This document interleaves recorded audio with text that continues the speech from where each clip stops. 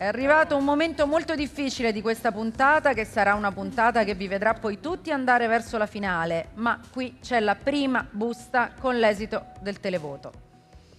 Allora, Jay e Teresanna, alzatevi in piedi.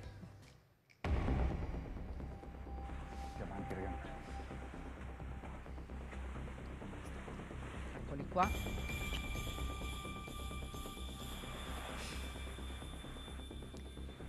Il naufrago che deve abbandonare definitivamente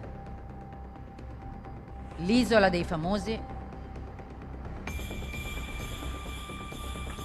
è